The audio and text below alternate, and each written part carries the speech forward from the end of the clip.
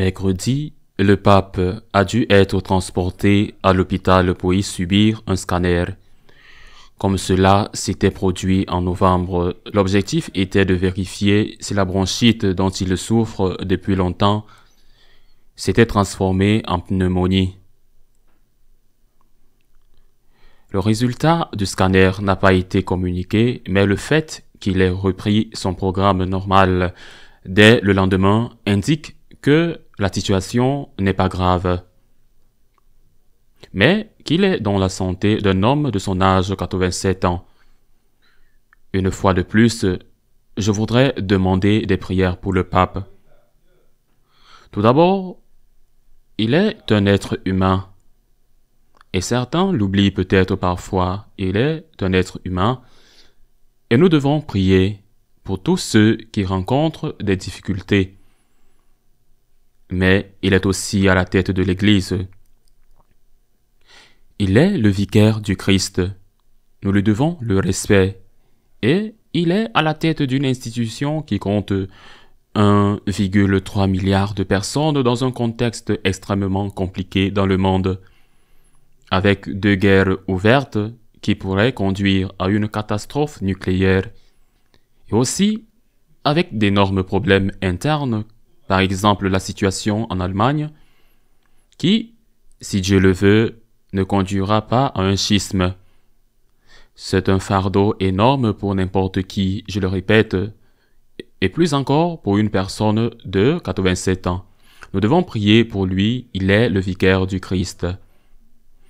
Parallèlement à cela, outre la santé du pape, ce qui m'a le plus inquiété est très important et fortement cette semaine, c'est la décision des 2 chambres du Parlement français.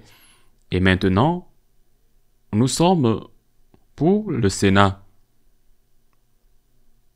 d'introduire le droit à l'avortement dans la Constitution française. Il s'agit d'un sujet très sérieux. Monseigneur Aupetit, qui a été archevêque de Paris et qui a dû démissionner à la suite d'une accusation qui s'est avérée fausse par la suite. Monseigneur Aupetit, qui a été médecin, qui est médecin et qui a été médecin avant de devenir prêtre, a fait des déclarations très dures sur le sujet, non seulement en raison de l'inclusion de l'avortement comme un droit dans la Constitution, qui est beaucoup plus qu'une loi permissive sur l'avortement, mais aussi parce que le droit des médecins à l'objection de conscience est aboli. En d'autres termes, les médecins qui appartiennent à cette catégorie médicale, à cette spécialité, devront même, s'ils ne le souhaitent pas, pratiquer des avortements, et c'est horrible. Aupetit a clairement affirmé que la France est devenue un pays totalitaire avec cette décision et que l'abolition de l'objection de conscience des médecins transforme la France en dictature. Ce sont des paroles très sérieuses de la part de quelqu'un qui sait de quoi il parle. La France, malheureusement, va être un exemple terrible pour les autres pays d'Europe. Une loi sur l'avortement peut être changée difficilement, certes, par le prochain gouvernement. Changer un article de la Constitution nécessite une majorité très qualifiée qui sera difficile à atteindre à l'avenir. Et ceci, avec le mauvais exemple que la France peut donner, devient une question très sérieuse. Il ne faut pas oublier que plus de la moitié des décès survenus au cours de l'année 2022, les données les plus récentes disponibles étaient dues à l'avortement. C'est un événement effroyable, le massacre de millions de personnes, il faut le dire, parce qu'il y en avait 73 millions en 2022. Le massacre d'êtres humains innocents. Et cela nous conduit inévitablement à une autre question, celle du vote lors des élections. Et malheureusement, Chacun de ceux qui aspirent n'est quelqu'un qui peut s'identifier au vu de la doctrine sociale de l'Église. Il est nécessaire de rappeler une fois de plus, parce qu'ils n'ont jamais été abrogés et continuent d'être pertinents aujourd'hui, ces trois principes inaliénables qui doivent guider le vote des catholiques. Le premier d'entre eux, le plus important, car sans lui, il n'y a rien d'autre, est le droit à la vie. Le droit au respect de la vie humaine, de la conception à la mort naturelle. Le second est la défense de la famille, constituée d'un homme et d'une femme qui s'unissent dans l'ouverture à la vie. Et le troisième est le droit des parents à avoir le dernier mot dans l'éducation de leurs enfants, que ce ne soit pas l'État qui éduque les enfants contre la vie de leurs parents.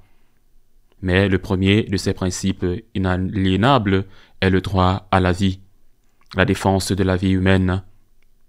Et que se passe-t-il quand aucun des candidats n'est exemplaire sur ce point, ou du moins suffisamment cohérent avec ce que l'Église demande et enseigne? J'imagine, je suis sûr aussi qu'il y avait beaucoup de catholiques pratiquants en France, même s'il y a de moins en moins de catholiques pratiquants en France, qui ont voté pour Macron, qui a défendu et obtenu que l'avortement soit un droit installé dans la Constitution. Il y en a beaucoup qui ont voté parce qu'ils ne voulaient pas voter pour Marine Le Pen.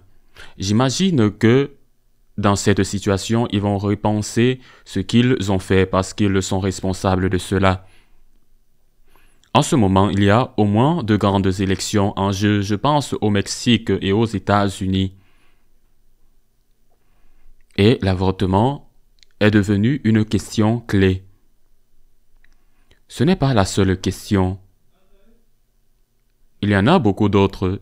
L'immigration, la justice sociale, l'éducation, l'ordre public. Mais l'avortement est une question clé parce que s'il n'y a pas de vie, il n'y a pas et il ne peut y avoir de défense de la justice sociale et malheureusement, dans les deux cas que j'ai mentionnés, on ne peut pas dire qu'il y a, je parle bien sûr de mon point de vue, c'est mon opinion, on ne peut pas dire qu'il y a un candidat qui peut être considéré comme un plus grand bien. Alors, nous devons recourir, même si nous ne l'aimons pas, au moindre mal. Et il est également vrai que, malheureusement, il y a de moins en moins de différence entre le plus grand mal et le moins grand mal. Nos catholiques sommes dans une situation très compliquée qui exige un profond discernement et une écoute très attentive de ce que l'Église enseigne. Qu'il s'agisse du pape, de la conférence épiscopale ou de l'évêque local.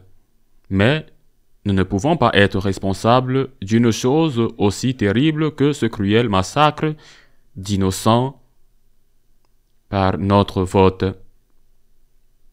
Et je sais, et je le sais bien sûr par expérience parce que je suis un citoyen qui vote,